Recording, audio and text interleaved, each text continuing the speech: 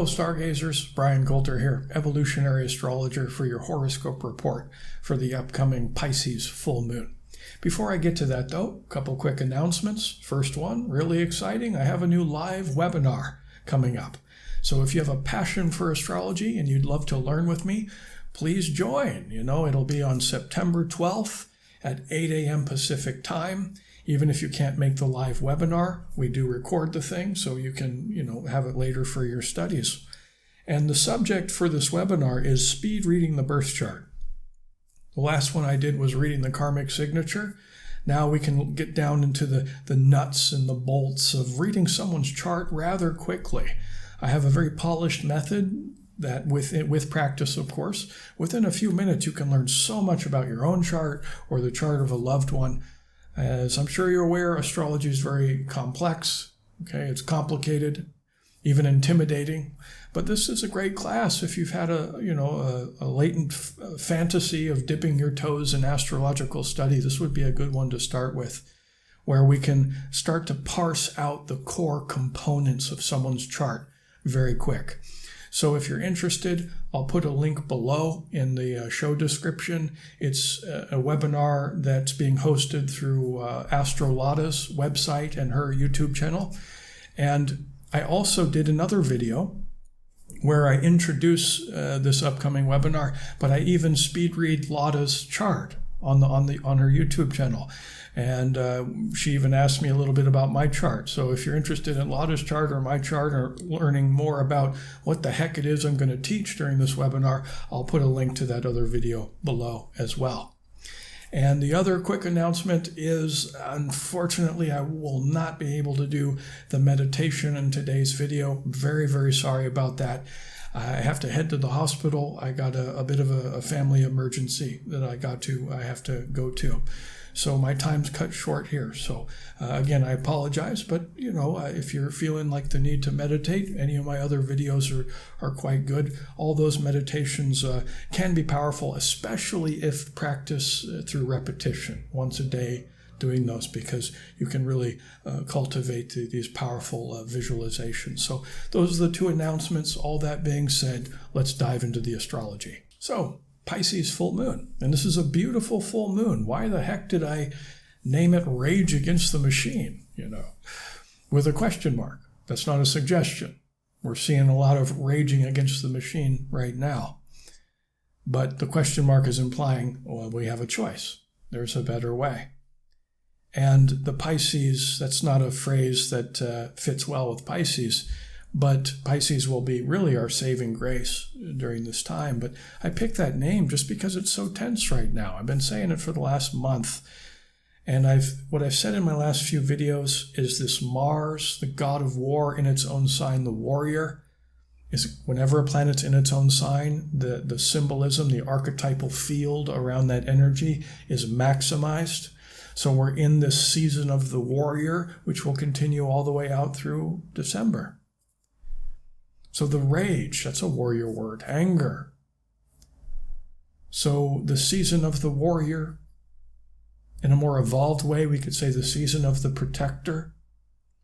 But of this 6-month span of time, September and October are the most charged. And there's a variety of reasons for that I won't get into now. But if you've been feeling it, the pressure cooker already, it's like, get ready. It's only going to get worse from here. And that's not to discourage you or defeat you or to instill any or invoke any feelings of fear within you. Okay. I wouldn't be doing these videos to just be spreading fear around. Quite the opposite. My intention for these videos is to be inspirational. Okay, but I wouldn't be doing my job if I didn't at least point to the dark side. And you don't need me to point to the dark side. You're seeing it everywhere, but the astrology supports it. All the astrologers knew this year was going to be rough. But there is a good on the other side of this rough patch. Okay, I believe there's a much better future in store for us. So I'm highly optimistic. That's why I'm not allowing myself to get into these illusions of fear. Okay, and illusion's actually a key word we're going to have to return to. When we get to Pisces, again, our saving grace amidst the chaos. Mars in Aries in its own sign, square to Saturn in its own sign of Capricorn, the two malefic planets in a hard angle, a friction-based aspect to each other. That's why it's so charged. So rage against the machine. Rage is a Mars word. Machine, I guess you could say, is a Saturn word. Yeah. Dark side Mars. Anger. Fear. Anger from fear. Rage. Abuse. Attacking. Defending yourself. The wrong use of force. Too much force. Saturn. The machine. Control. Loneliness. Depression, restriction. We've been feeling a lot of that this year. So rage from the restriction. We're just breaking out. It's like, I've had enough of this, And if you think of a machine for a second, what is it? It's cold, calculating, efficient. Sure can accomplish a lot, okay, but it's not caring. It's not empathetic, which is, again, Pisces is about empathy, our saving grace. But we're raging against the machine, the control mechanisms on this planet. And the foundation of that old habitual way of existing, okay, the foundation is starting to crack and new life is starting to sprout forth. Okay. But the means to that end is that the old system has to collapse. And that's what 2020 is all about, the collapse of the old in with the new, the great awakening. Hoorah, heck yeah. It's a welcome change. But it's getting worse before it's going to get better. Now, there's a high end with Mars and Saturn. Pointed to the dark, what's the light? Been saying this in my other videos too. So if you've heard this before, bear with me, because Pisces is going to be very, very helpful here. It's bravery, high in Mars, courage, sovereignty, strength, standing up tall, not getting into fear-based, egoic, flawed personality reactivity from the negative subset of emotions that branch underneath fear, okay, all the low consciousness emotions. That's not a true warrior. Warrior's strong. It can stay in reason, but still proactively engage in a very heated environment. And just stand up for your own values. Values for yourself, values for others. Stand up for yourself, defend the weak, defend yourself, but not in a way that harms anybody else. So, are we going to rage against the machine or be brave in the face of regime? Regime's another way of saying machine. The elite, the haves, the have-nots. The income gap inequality has gotten so wide that people's backs are against the wall and they've had enough. I say people, obviously I'm generalizing here. Different cultures all around the world. Some are doing it better than others. We have a friend, my wife and I have a friend in Germany, and she said this past weekend they were getting together for, I think she said she estimated about 1 million people getting together, saying we've had enough of this lockdown, but they're doing it in a very peaceful way. Was there 1 million people? I don't know. People like to come up with numbers. Haven't seen it on the media. No surprise there, But there's peaceful protests and then there's not peaceful protests. The peaceful protests where there's no destruction involved, people just want a better future. That's high in Mars, asserting oneself peacefully, okay? And then you don't have to look too hard to see where people aren't doing it peacefully and it's very destructive. We'll see a lot of that too. We're seeing the polarity, such as life. And we're also going to see this, I'm talking more globally, big picture stuff here, but we're also going to see, for many of us, we're going to feel a lot of interpersonal drama during this time as well. The Mars-Saturn interaction is heated globally, just generally speaking, but we also have another variety of aspects going on that really speak to our own close relationship, best friendships, partners, family stuff as well. And that's because Venus, sweet Madam Venus, the goddess of love, poor Madam Venus is in an opposition to that Saturn, and implicit in that is it's also square the Mars. Okay, so she's feeling a lot of pressure now too. Okay, so reactivity just in general is heightened, but especially within the walls of the home as well. If you have these planets really clicking in your chart in relationship houses and such, some people will be feeling this more than others. And the evolutionary intention here, which of course we want to point out, is to reach a deeper level of maturity, high in Saturn, okay, within our relationship. The relationships are being called to grow. And what's calling forth that growth process is the fiery igniter, which is Mars. It's an activator. It's a trigger planet. And here it is triggering the interaction between Venus and Saturn. And this complex cocktail of planets can be relationship killers, breakers. Some of the fortune tellers out there might say, oh, you're going to get a divorce. Or if there's some set of symbols that are very similar to this, if they were doing like a reading or a personal reading or something. Low probability prediction, but it derives from the tension that these planets are involved with. So be careful of too much reactivity, just to circle back to that, emotional reactivity within the walls of the home in your close relationships. And how to deal with that in a beautiful way, where you can deepen the bond instead of breaking the bond, is we return to Pisces. The Pisces will help a lot, but let's just recognize that this is a full moon. Moon loves being in water signs. Here it is in Pisces, a water sign. Full moons, in general, emotions are heightened, especially when it's in a water sign, a very sensitive sign of Pisces. So people are just feeling more anger. If you have any latent resentments within the relationship, those are really bubbling to the top if you're sensitive to where these planets are in the sky right now, based on your birth chart.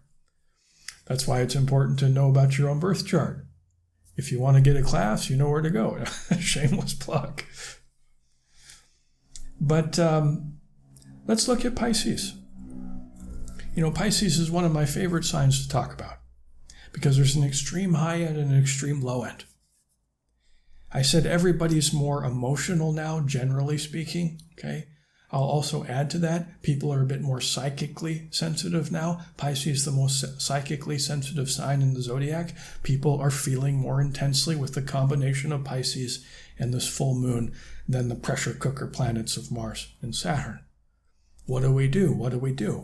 Well, I'll tell you what not to do, okay? Dark side Pisces. Then we'll get to the good stuff. I recommend not checking out of reality now, as compelling as that might be.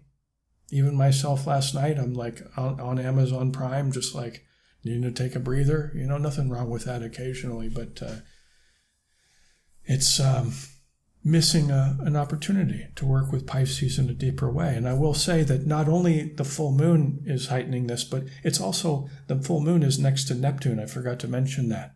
They're about 9 degrees apart, which is a wide conjunction, but Neptune is in retrograde, so it looks as though it's going backwards from our perspective on planet Earth. Meanwhile, the moon goes really fast. So as Neptune's going backwards, the moon's going really fast, so they're actually applying or coming closer together in this conjunction faster than they normally would be. So I would add Neptune in the mix as well. And Neptune is the ruler of Pisces, so there it is in its own sign. So very psychically and emotionally sensitive time. So checking out of reality. Yeah. Not a good idea now. What is a good idea with Pisces? The most psychically sensitive sign is to go within. reflection, contemplation, meditation to develop more compassion. This is high-end Pisces. And we recognize that the desire, the pull to check out of reality is because of the heightened level of sensitivity in an environment, meaning on planet Earth, which is the third dimension, the realm of pain and suffering. And we're feeling more suffering on average than we do normally. And it makes sense that a lot of us will want to look away, turn away, check out, numb ourselves. And I have to remind myself, because I feel that pull too. It's hard to look within. Here's another thing, very Piscean concept. If we can somehow become the observer, which is, you'll find this in many spiritual teachings all over the planet, recognize that we're in somewhat of an illusion. Not even somewhat, we are in an illusion, at least that's what I believe. The Maya of it all. And actually, even Elon Musk, he was asked in kind of a Q&A session with a group of people. This guy said, Elon, do you believe we're existing in a virtual reality? Kind of like a Matrix scenario. And he kind of joked around a little bit, but when he finally got to the answer, he said, I believe there's a 1 in billions chance, with a B, 1 in billions chance that what we're experiencing here is base reality. And who knows what he believes is the illusion, if he thinks we're in some VR or something, some holodeck thing, is there some superpowered Dell computer in some distant corner of the galaxy? Probably not, But I agree with him, except for I don't think it's 1 in billions. I think it's 0 chance that we're in base reality, okay? That's my own belief. Because our divine essence comes from another place, our soul. The extension of God, the part of us that's infinite, having a finite experience in this multidimensional sort of vehicle.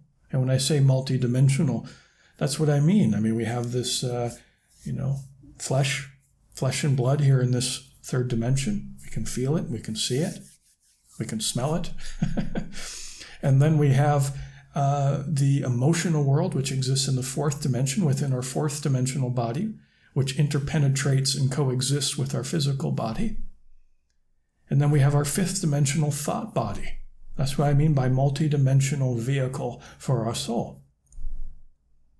So the soul comes from someplace, who knows, passes through the veil of amnesia and enters this vehicle to why? To experience life, to learn, to grow closer to God. Here on planet Earth, the school of hard knocks. So we're in the illusion now. Now the illusion's very compelling, no doubt about it. That's part of the challenge. If we knew where we came from and didn't pass through the veil of amnesia, we wouldn't learn anything. It'd be too easy. It'd be cheating on the exam. So what an amazing way to have a virtual reality, is to forget where we came from. So if we can somehow become the observer, and almost through a detached observation, okay, not completely devoid of emotion, but just view reality from a half step back from ourselves. Like imagine you're at a movie theater. I think this is a concept I learned from the book The Untethered Soul by Michael Singer. Great book, and I believe it to be a very sort of Piscean or 12th house book, at least in terms of its material. He used the example in that book, if I'm remembering correctly. Imagine you're in a movie theater and you're watching a movie. You're in the seats.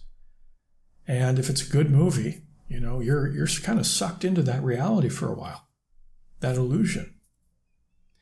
And then imagine the projectionist up in the booth. He's looking at that whole situation from a step back. He's working all the gear and stuff. He's seeing the image go out onto the screen. He's seeing the people viewing the image. So he has a completely different perspective of the situation as the person. The person down there watching is much more sucked up into the illusion of it all. And if we're sucked up into the illusion of all, we can become a lot more attached to certain outcomes and things and people and whatever. So the art form that is learning to become less attached to what's going on in our external environment is in a lot of ways, at least that's one part of, let's say, enlightenment or spiritual growth. Okay. Or imagine I'm playing a video game. I'm playing Call of Duty, and it's a very intense war game, and I'm really sucked up into it. And I played a lot of games in my life. I was born in 81. I got a Nintendo when I was 6. The rest is history, And, I know from personal experience, as a gamer, you get totally sucked into that world. Time melts, and you can literally lose days, if you become addicted to it. So here I am gaming. I'm totally sucked into that, losing track of time. Completely immersed in that VR, that different reality. And let's say there's a friend behind me watching me, and he's seeing me twitch about like a crazy, adrenaline addict and fully engaged in my experience. And he might be with me having fun, but he's also realizing, God, look at this fool. He's totally in this, So if we can somehow view reality from a half step back from ourselves, okay, what will it matter in 500 years? That's a very Piscean or Neptunian statement, okay? And there's the argument, of course, that it matters a lot in 500 years, especially now, because we're at this pivotal point in human history. Okay, so I somewhat disagree with that sentiment, but it's very transcendent sort of point of view. It doesn't matter, life goes on. We're here to learn. We learn. That's what really matters, So non-attachment. Now, that doesn't mean passivity. That doesn't mean spiritual bypassing, okay? This is not a time for passivity. Mars is about action, asserting oneself as a spiritual warrior, proactively climbing the ladder of consciousness and trying to stay somewhat detached from the reality as it's unfolding around you, realizing that you have responsibility and accountability for your own spiritual journey, but you can't control the outcome of other people. You can do your small part to help the greater good just by the energy field that you embody and having positive, loving, life-affirming thoughts and emotions to feed into the collective emotional and thought bodies that resonates with those positive thoughts and emotions. That's the beautiful gift. Anybody can provide, doing our own little small part as souls incarnate, expressing that love and light instead of feeding into the dark thought and emotional bodies, which is gaining tremendous power and momentum right now because of all the pain and suffering, okay? So the best thing you can do is meditation, And again, I'm sorry I didn't provide a meditation in this video. Really sorry about that. But meditation and contemplating these subjects I'm talking about is the best way to reap the most benefit from this Pisces full moon. And in turn, cultivate more bravery, okay, and more courage because you're less wrapped up in the chaos around you, saying, no, I'm not going to place my energy there in that negativity. I will do what I can to bring about a more positive reality wherever I can. That's where I'm going to put my warrior energy. That's where I'm going to assert myself. And I'm not going to rage against the machine. The machine is there. There's injustices because of that machine everywhere. But I'm not going to fall into the trap of righteous indignation. And I'm just going to be myself. I'm going to be strong, courageous, and continue to climb the ladder of consciousness as I express these more beautiful fourth and fifth dimensional positive thoughts and emotions. And that's the evolutionary intention, with the goal always being to expand our consciousness.